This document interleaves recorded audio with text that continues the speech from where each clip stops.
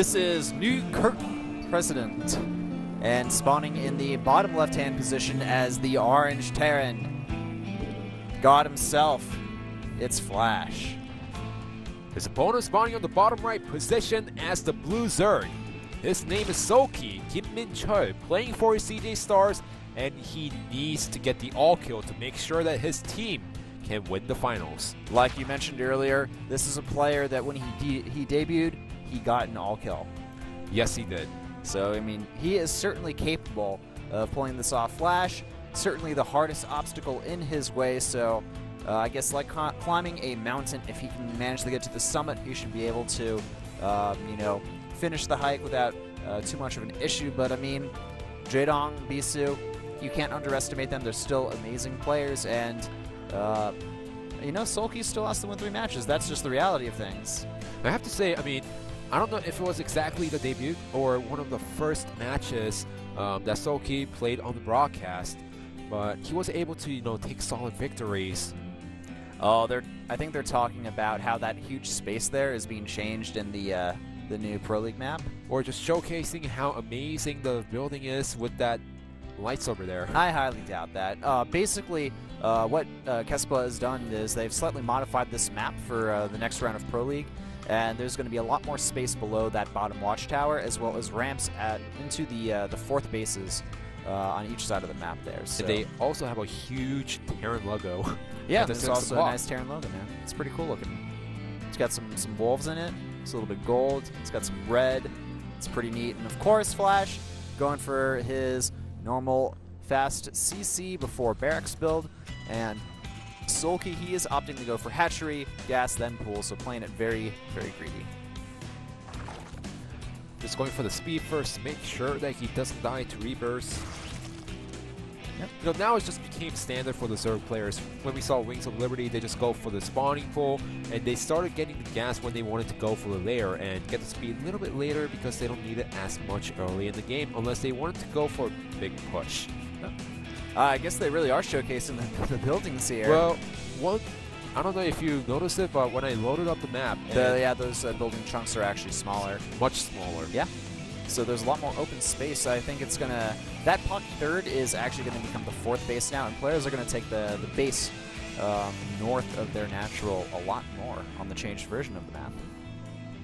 Now, Flash just going inside the main base, scouting around, seeing the regular, you know, gas over there, spawning pool over here, and just going out of the base. Yeah, everything pretty standard so far.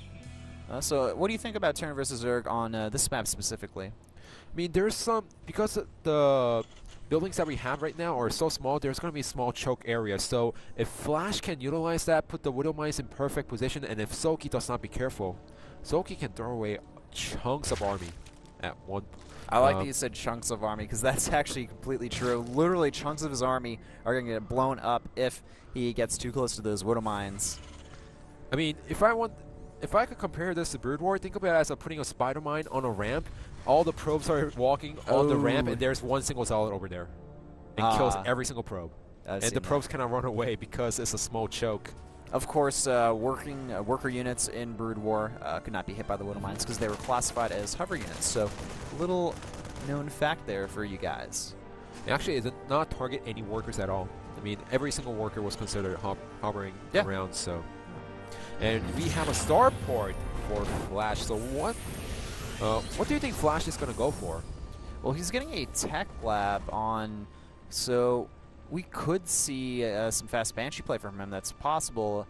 We did see a lot of Hellion into Banshee play towards the later stages of Brood War. Of course, popularized by players such as MVP. He liked to use that build a lot, certainly. So it is possible we could see the Banshee opening coming around once again, just to kind of try to throw Soulkey off guard. But Soulkey, he's got a lot of units here, a lot of Zerglings coming in, and Flash, he has to be very careful and micro those Hellions perfectly. That ramp, it's pretty wide. Well, I think Flash has some idea right now because he pulled back the Hellions to the ramp as soon as he saw a few extra Zerglings and even pulling the SCVs at a perfect time, walling himself in.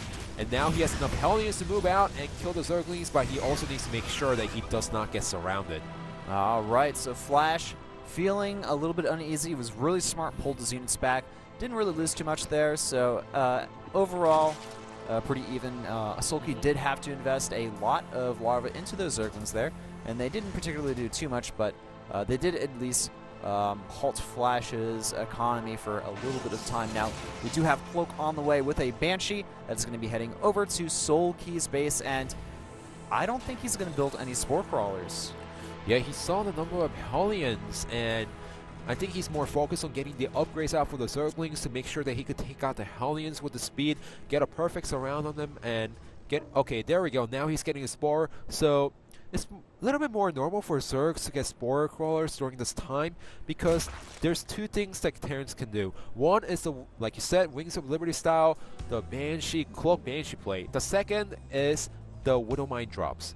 They also need to watch out for that, and they need the vision to make sure that they can scout the units.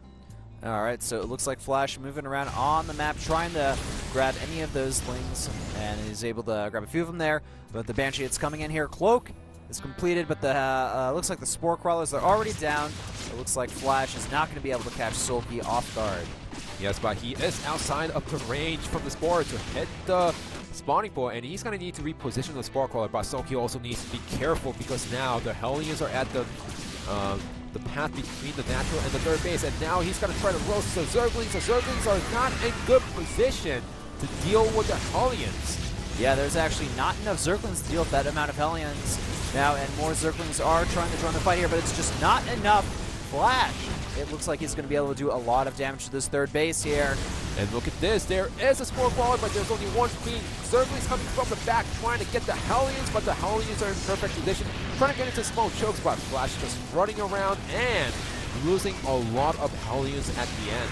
Yeah, he actually, looks like Soulkey was able to clean this up pretty well, but he lost a lot of Zerglings in the process. 24 more in production right now. None of these have even been able to turn into Banelings, which is what I think Soulkey would eventually want to get in this game. So now he's going for the Spire tag, and Soulkey just moving around the map with the Zerglings and trying to see if Flash took a really early third base, which something that he's known for. Yeah, I have to say this feels a lot like a Wings of Liberty style game here. Nice pick up on that supply depot really quickly there. Almost let some Zerglings in. Flash, too quick for that. There we go. Widowmines are on the way, so we will finally get to see some Heart of the Swarm action here. Also, the Spire will be completed soon, and we'll get to see those Mutalisks that have, of course, the increased regeneration and HOTS as well in action. Flash is getting additional barracks. He's gonna pump out so many units. Now Soulkey knows what his opponent is going for, so he knows that it's not going to be a mech play. Of course, mech not the best choice in Heart of the Swarm nowadays due to the fact that the Swarm hosts and the Vipers are so good at countering that mech style.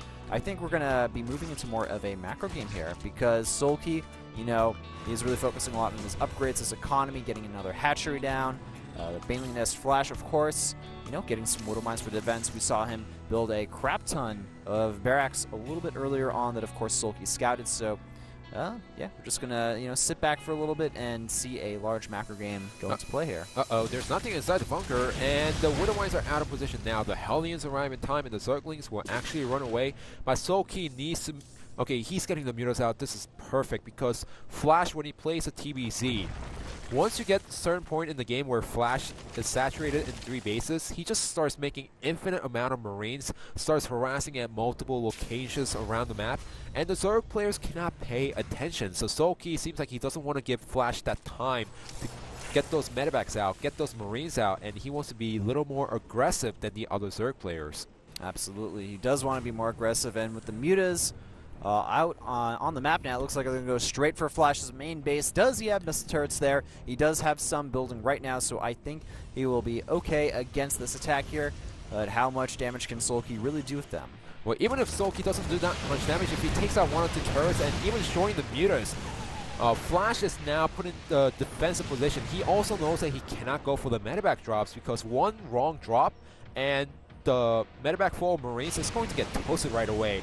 So it pretty much shuts down Flash's medevac play, and Soulkey is in a much better position now. He's even going for infestors to make sure that he doesn't die to the medevacs, and it seems like he wants to take out the rock and close it off. Alright, so Soulkey just being annoying here, but Flash doesn't even care. He's moving out on the map. He has a good amount of Widow Mines, Marines, Banshees, Hellions, Medivacs.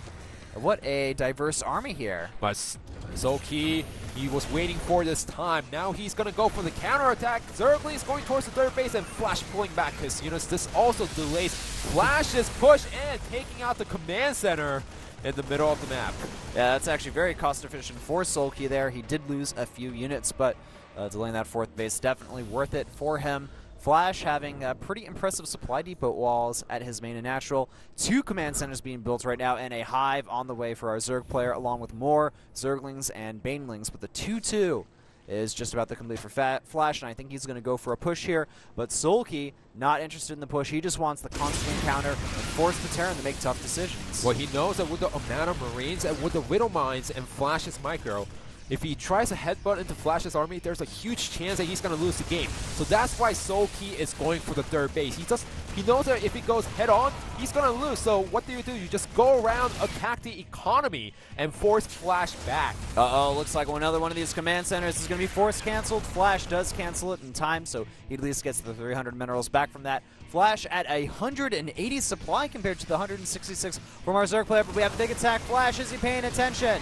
Well, the Zerglings went first, and the Banelings did not do anything. So, and with the Widow Mines clearing out tons of Zerglings, Soulkey, he bought enough time to get the units out, but he just didn't engage well. And like that, a lot of creep has been taken out here. Soulkey's still doing a good job at denying Flash's fourth base with a pocket of units here, but I think eventually Flash is going to be able to scare them away, killing off the Banelings that were trying to be morphed as well. So now, Flash is going to move into drop mode. Yes, and with Soulkey not making extra mutas, he needs to make sure that his main base is completely well defended. Now, the fourth base of Soulkey getting attacked right now, and Flash pulling back at the last second with the medevac full of army. But there's also 2 Cloak Banshees attacking the fourth base and also in the main base. So Widow Mines are going to go for the drones, and Soulkey paying attention. If not, all of those drones could get toasted. Runs away just in time. Oh, and a fungal actually being used to reveal those Widow Mines and do damage to them. Also, Flash, he is been able to secure his expansion, getting more command centers at the moment, doing a good amount of damage with these drops, but Soulkey is still able to hold on, getting a lot of upgrades of his own. The Ultralisk Cavern being built, as well as the Adrenal Glands upgrade for those Zerglings, and getting a few amount of Marines there. Yes, he was able to defend against a few of those drops, but now this is a point where Soulkey needs to start paying attention.